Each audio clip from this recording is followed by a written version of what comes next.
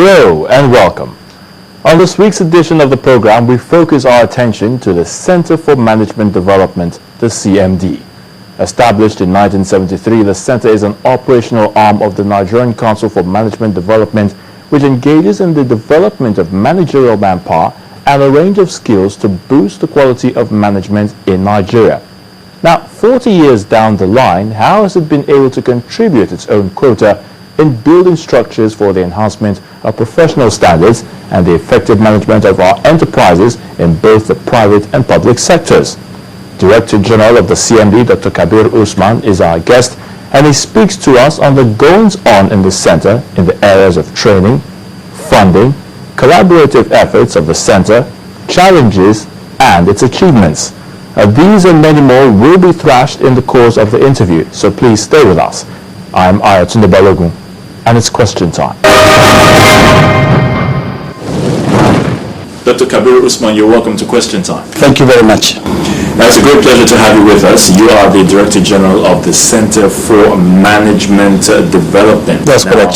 So, since its establishment, can you perhaps give us an overview? Literally, of course, as you rightly said, I am the Director General Center for Management Development. I have been in education for the last 30 years. I was in the UK 25 years, in Manchester University, and of course at the Manchester College of Arts and Technology as an assistant principal. And I'm honored, actually to be part of my people, to come back and contribute my quota after being in diaspora for 25 years. It is very important, for us to say there is no nation that can do without education. And the Center for Management Development is not an exception. So the Center for Management Development is an incubation center, is a scientific laboratory, is an operational arm, actually of the council.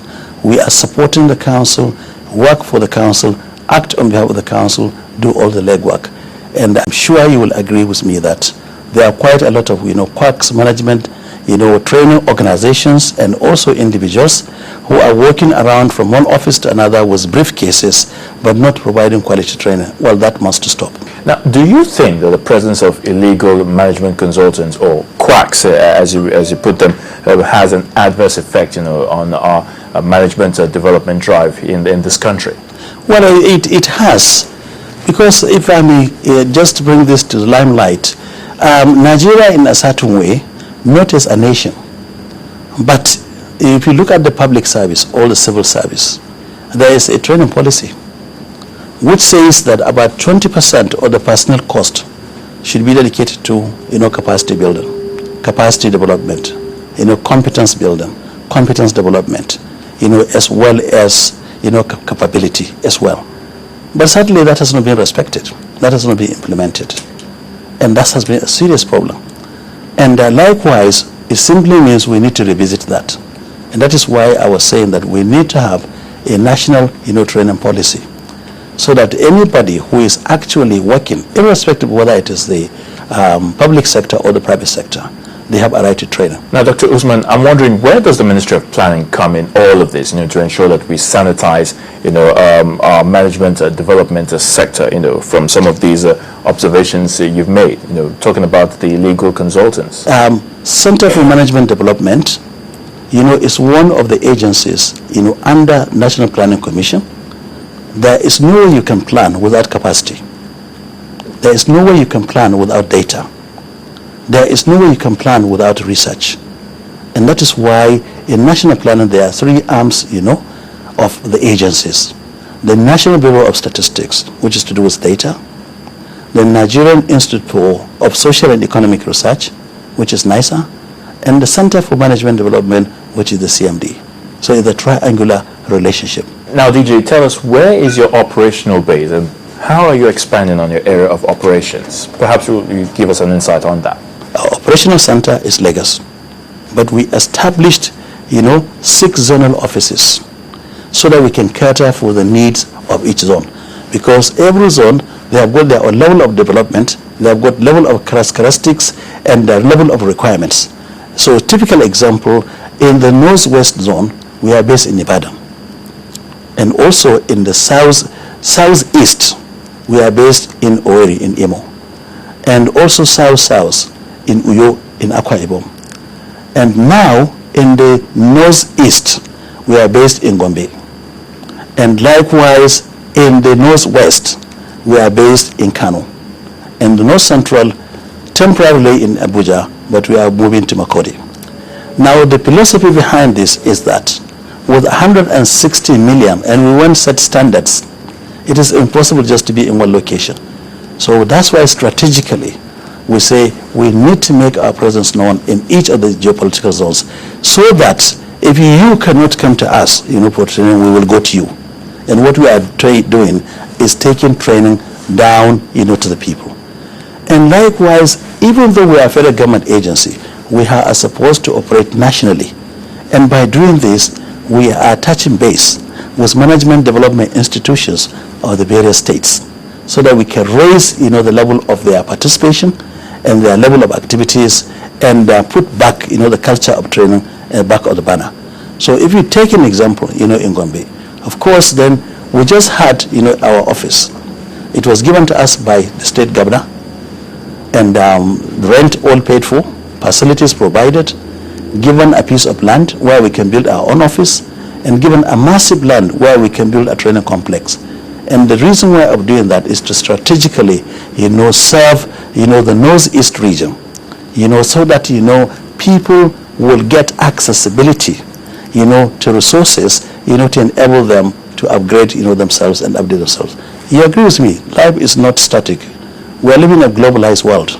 Well said. But aside manpower development, let me find out from you, what other skills do you develop, here at the CMD? Absolutely critical to have people skills, to have analytical skills, to have functionality skills, to enhance and consolidate on their numerical skills and appreciation skills, and the rest of it. And we don't actually also stop there. We look at about attitude. Did you incorporate, the issue about value reorientation? Because that's what Nigerians need. We need to change our attitude. We have to behave in the right way. So behavior is very critical. Because if you can change people's attitude, you can enhance productivity by 200%. Now, DJ, how are your services operated? Is it open to just, members of the private and public sector alone? What can you tell us about that? It serves the private sector, the public sector, small and medium enterprise, bring in some idea about entrepreneurship, and bring in, ideas, about how we can make the civil servants more productive, and how we can enhance, learning through various kind of learning platforms, how we can provide adequate library, for management resources, so that people can raise, their own productivity, through self-study, how we can promote executive programs like executive MBA programs, and how we can promote, actually e-learning, and how we can promote lifelong learner. So in fact, the product we have in terms of our curriculum, you can find them on our website, all of them. And we've got a spreadsheet. We say these are the shuttle programs we do throughout the year. Now, obviously, you can't talk of all these wonderful initiatives, without having to deal with the challenges, on a day-to-day basis. What are these challenges, if I may ask, and how are you being able to surmount or some of them, if not all of them, being the Director General of the CMD? Well, the challenges are challenging, in the sense that, of course, I'm sure you will appreciate when you have an agency of government that has been existing for 40 years. There are challenges with infrastructure. I have just gone round, to the staff housing. Because the staff, accommodation is existing within the center. It is not something that was monetized. It's integral part of the center. And if you look at the state of it and the level of dilapidation, we need to do something about it. And likewise, our training complex. And likewise, our library. We are promoting the culture of e-library, e-books, and e-journals. We want people to access, our materials within their comfort zones. If you are talking about paper books, the hard copies, we've got about 48,000 in our library. But how many people will walk in? But we want our people to have to access what we have got. So when people come here, we felt they are here to learn. I'm sure you know that as a government agency of Nigeria, we got three, kind of allocation in terms of capital, personnel, as well as the overheads. So our staff salary is being paid, of course, by the government. And the capital allocations, of course, normally is through an envelope. I have got, an allocation of about 150 million, budgetary allocation, and I have got a release, of about 40%. And with that, we are able to achieve as much as we could, in the sense that we have to buy ICT, equipment. It's not about computers only. We have to have facilities for video conferencing, and we have to have, facilities, for teaching and learning, interactive, kind of whiteboard, and some laptops, and all the relevant ICT infrastructure, to do with our websites, because we have to maintain them and we have to pay all the relevant, tariffs, about them. And we have to do that, it's not just only in Lagos, in all the 6 zonal offices, actually as well.